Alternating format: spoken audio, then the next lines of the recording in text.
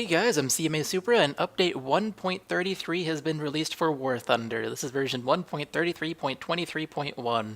And I'm actually going to be making two videos on this update because there was just so many changes that I needed to make two videos for it without going and making a long video. So this will be the first of the two parts, and in this particular video I'm going to be going over some of the highlights of this update, and then the second one I will go over this new modification screen because this has a lot of explaining that's needed. It's completely different and can be confusing the first time you see it. So that will be in the second video, but in this first video, the first part, let's go ahead and take a look at the new planes. So there are three factions that have new planes, and they are the three factions that start with a U. So there's the USA, the USR, and the UK. So coincidentally, the three factions that have new planes are the ones that start with a U, not Germany and not the Japanese. Hey, I have crew available. Anyways, so the new planes, first off the USA, and they have the most new planes in this update. So first off, there is now the F9F5 Panther. It is this plane, and I can show it to you in the hangar. And I am actually quite excited for this plane once I get a high enough rank to unlock it, because it is rank 19, as you can see at the top right here. And by the way, with this update, the text seems to have gotten crisper or smaller or both. So you're probably going to have some trouble reading these numbers on YouTube unless you go to full screen 1080p. But it's rank 19, and I am very excited for this plane for a few reasons. First off, it looks cool.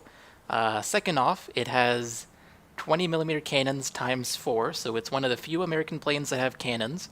I'll talk a little bit more about that later, because most American planes, like the Sabre, have machine guns, 6 machine guns. So the fact that this jet is rank 19 and has cannons is an advantage to it, but the machine guns have been, actually I'll just talk about it now, the machine guns have been improved in the game. American 50 cals now do more damage as well as cannons from other countries, so it's basically easier to shoot down every plane, so all guns are stronger now. So cannons aren't quite as necessary, but they're still a perk for this Panther. Another reason I'm excited for this plane is it's called the Panther.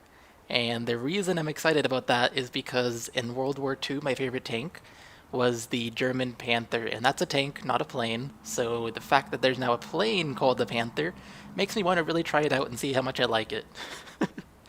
Because the Panther is my favorite tank in World War II. So yeah, I'm really excited for this plane. Other than that plane, we have some other new ones, such as the BTD-1 Destroyer, and we can view that in the hangar.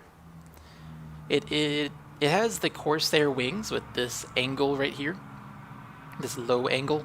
It's also very square in the nose, as you can see.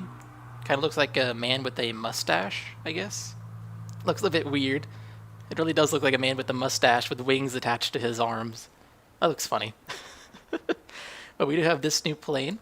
It is a premium plane, costs 1,600 golden eagles, which is quite expensive. As you can see, the only two things more expensive in the American lineup, or actually the only three things, are an XP50 at rank 14, so that's 4 ranks higher than the BTD-1 at rank 10, a Spitfire Mark 9, which is 1 rank higher, and the XP55, which is a really weird looking plane and costs a lot because of it, because they know people want to buy it just because it looks weird. The propeller in the back and the engine in the front, as well as, or no, the engine's in the back as well with the propeller, and the elevators are in front.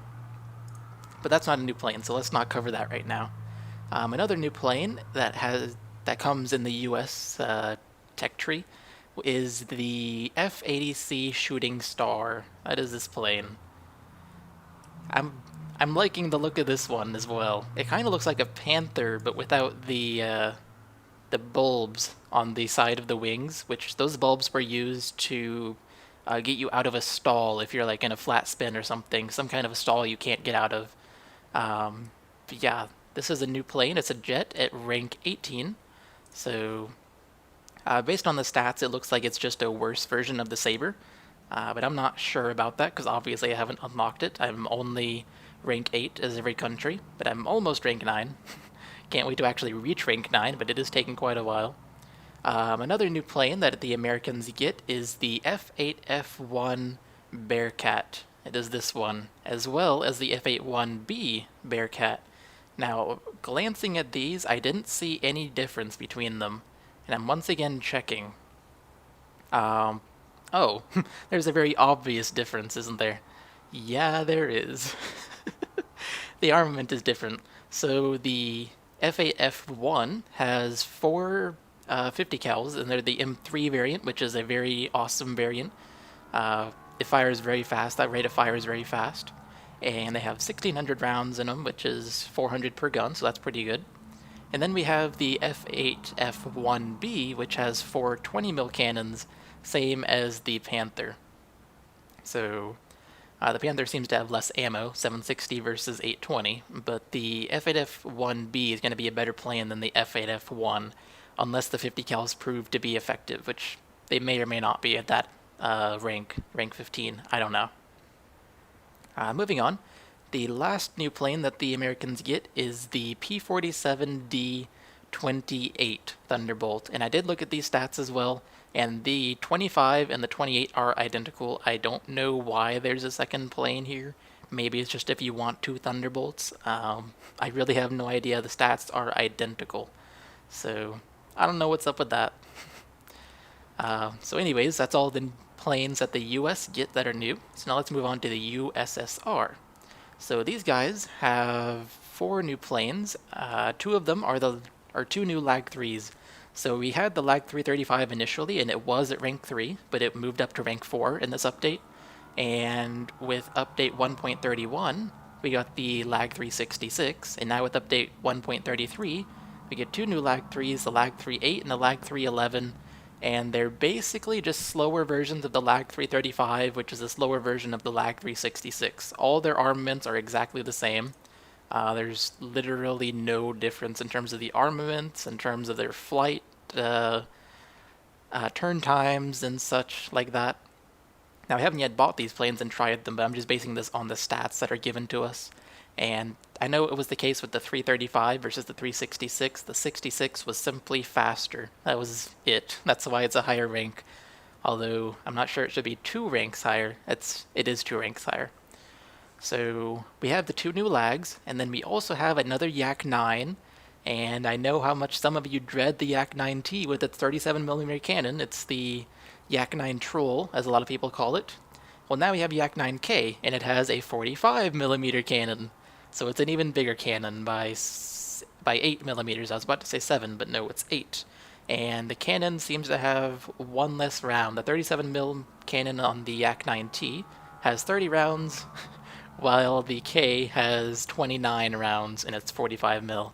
So that's a negligible difference, but it has a 45 mil cannon, and I can tell you guys that I have seen this in another person's video. The cannon fires very slowly compared to the 37 mil in the Yak-9T, so this is not really something to worry about. It might have 45 mil.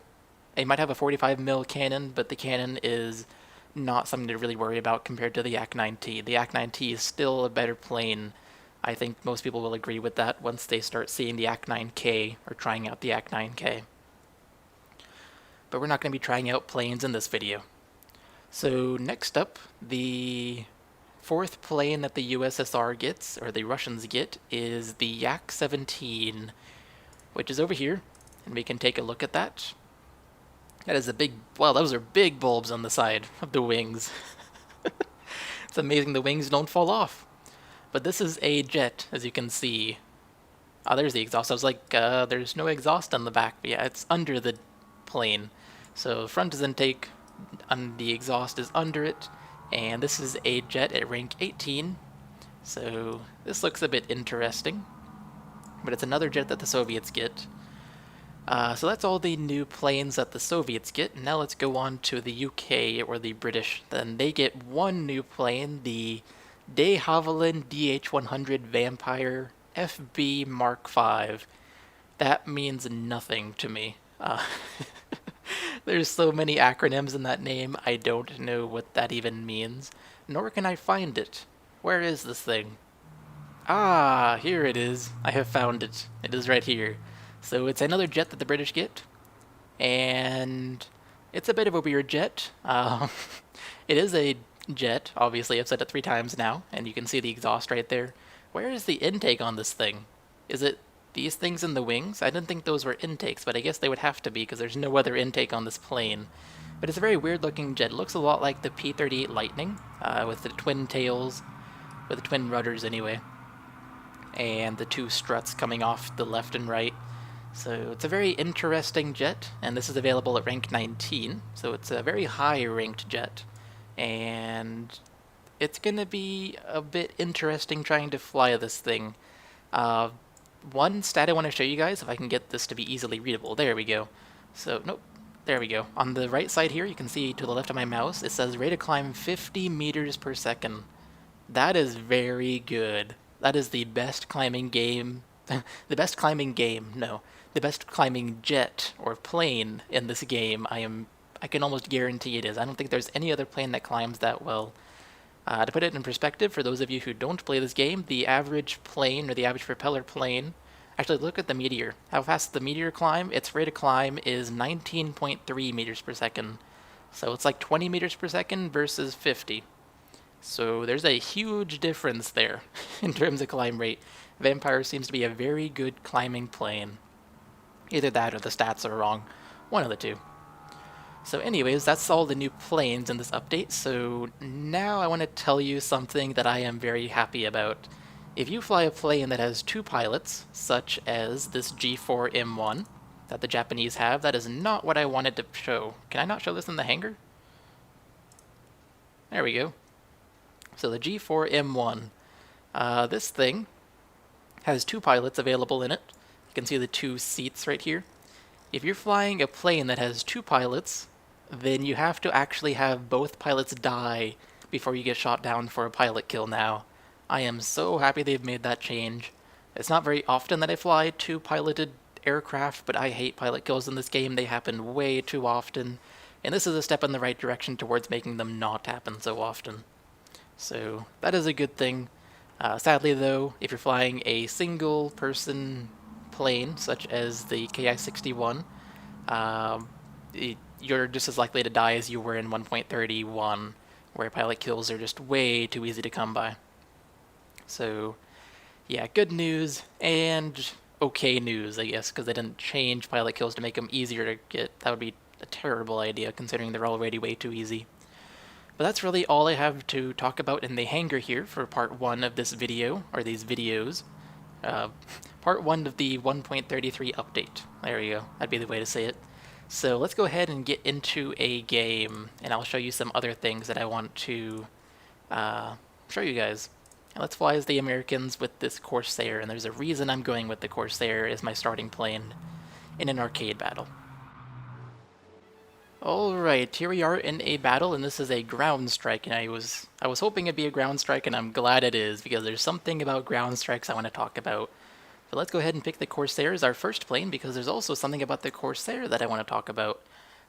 So let's go ahead and get started, and the first thing I know a lot of you are going to notice is if you look at the top left, where all the stats are, there's now units on all of the numbers up there. It's 100%, it's 380 kilometers an hour, it's 1780 meters high, so there's now units on everything up there, and that was a good change. I remember how confusing it was trying to figure out what those numbers meant when I first started the game.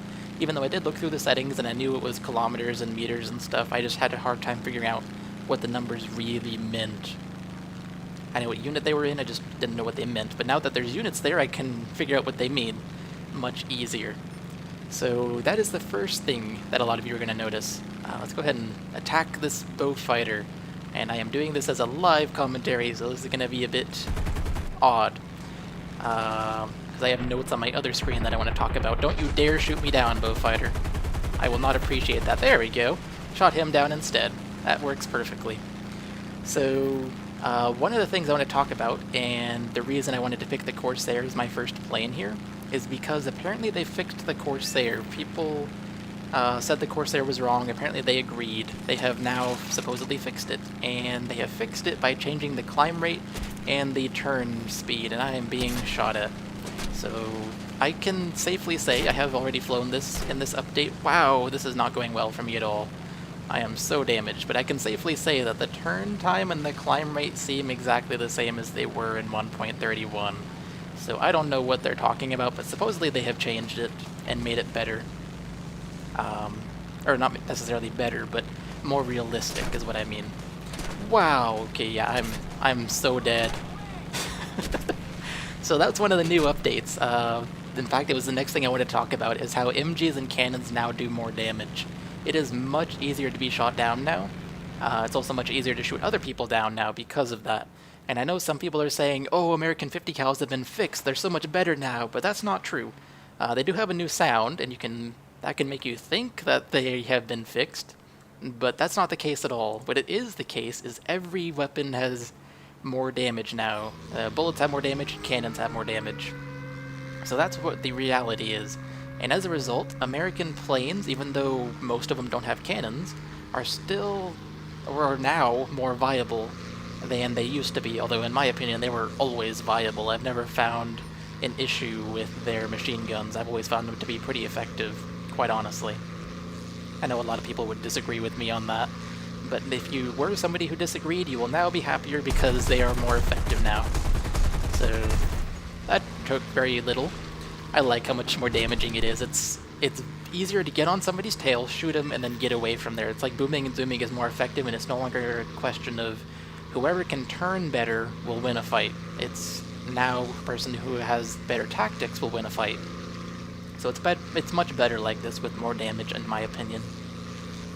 Now, the reason I wanted to get a ground strike mission... ooh. The Yak-9T is shooting at me. I didn't even notice that. Yeah, sad for him. I can outspeed him. The Yaks do not have a high top speed at all. So he might be able to outdive me. Oh, he started faster than me, so he's catching me. This isn't going to work out well, I can imagine. So let's just try to do something and evade him. So the reason I wanted a ground strike mission is I saw in the patch notes that ground units have been divided into two groups, attacking and supporting. So the way you win a ground strike mission now is not by killing the most ground units, it is by killing the most attacking ground units. This is not a turning plane in the slightest. I'm trying to outmaneuver him in a way. Yaks can turn so well though. Yeah. Why am I out here alone? Do I not have any friendlies over here? I see a friendly on the mini-map. Yeah, here we go. Some friendlies coming to assist me. Okay. So, okay. We'll take a look at the map here. And I'll show you what I mean by attacking and supporting groups, I hope. So it looks like there are... Actually, let's spawn in and go to the big map. It'll be easier to show you guys on YouTube. Although I do recommend watching this at 1080p in full screen. This is actually the exact same size map, and I don't have a mouse now. Okay, that was a bad idea. But you can see at the top of the map there, between, like in C4, C5, there are enemy units over there, and I'm pretty sure those are supporting units. You do not have to kill supporting units in order to win ground strike missions now. You just have to kill the attacking units, which are more in the middle of the map and fighting with each other. So, geez, this is a terrible game. My team is pushed back into our spawn, pretty much. Wow. Okay, we're doing terribly. But, yeah, I wanted to show you guys that with the ground strike now, because they have split the units into attacking and supporting. I put myself in front of an enemy. Luckily, it didn't end badly for me. So I'm looping around trying to get on the tail of that enemy. That was a BF-109, and one of my teammates is on him, so let's go after the Spitfire, although he is escaping us. So like I said, there's now attacking and supporting ground targets, and you only have to kill attacking ground targets in order to win a ground strike mission.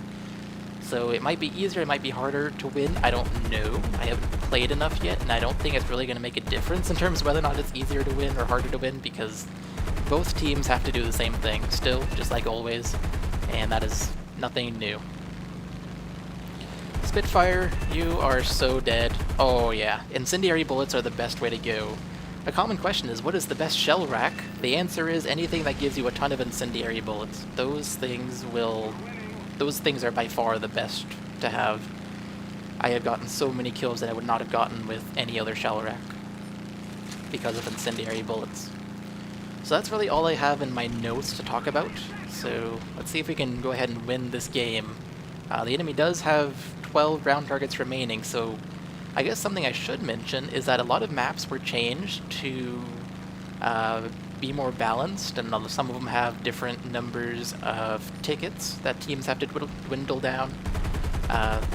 So that might be the case here, where spawns were changed for balance, and as a result we started closer and maybe we were not actually pushed back into our base. It's just the fighting is right here in the middle of the action. I don't know, it's one of the two. I'm pretty sure... What? How did I not get that kill? He was on fire, he was losing parts because of that fire, and I'm the one who set him on fire. I should have gotten that kill. I thought they fixed that in this update. Apparently not. By the way, one of the new things is now if you collide with somebody, nobody gets the credit for the kill. It's just a collision, a crash, nobody gets any credit for it. So don't go crashing into people with the intent of getting a kill on them, go crashing into people with the intent of killing them if they're the last plane remaining in a historical battle or something, and you are somebody who doesn't hate ramming, because you'd be a rammer if you did that.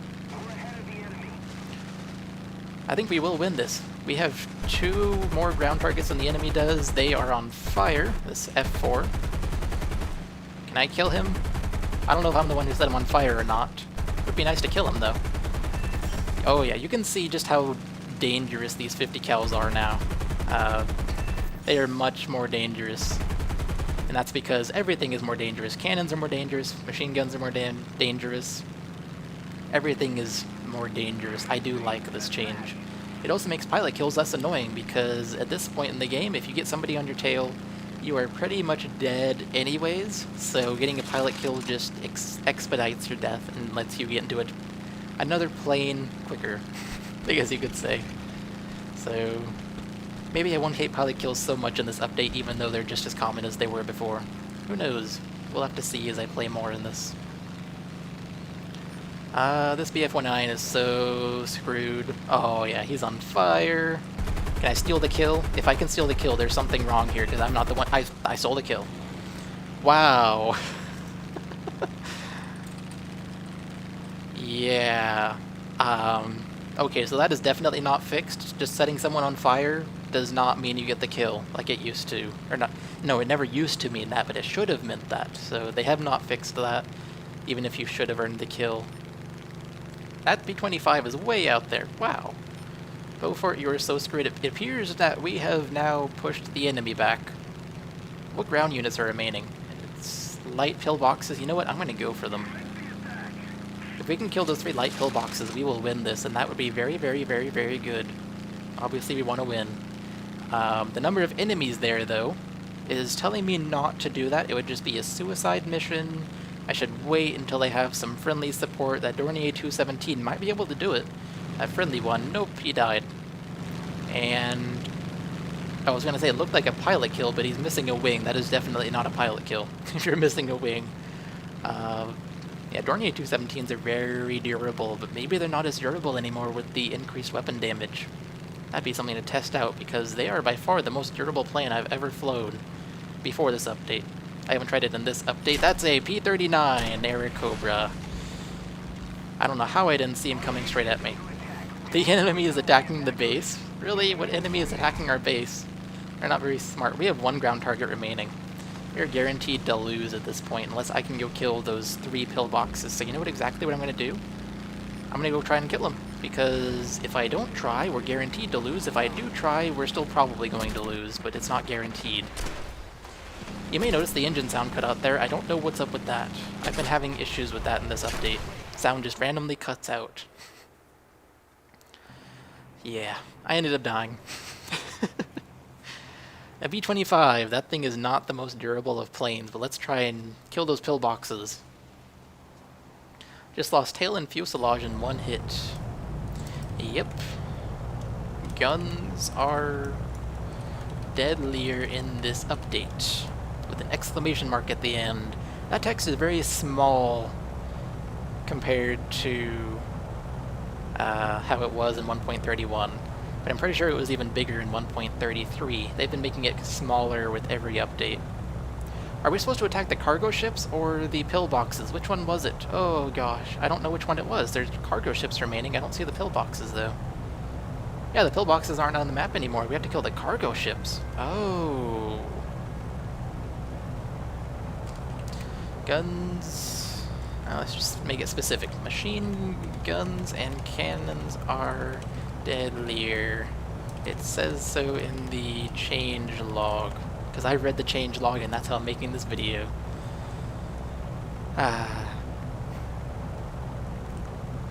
You know, I'm high enough, I might be able to reach over there. That 820, nope. Okay, I couldn't reach there before we lost our remaining ground target. That sucks. We ended up losing, but at least I served the purpose of this video by telling you guys everything that I wanted to tell you guys about the update, except for the new modification screen, which will be coming in the second video for this update. Is that Fighter Award? That is the Fighter Award.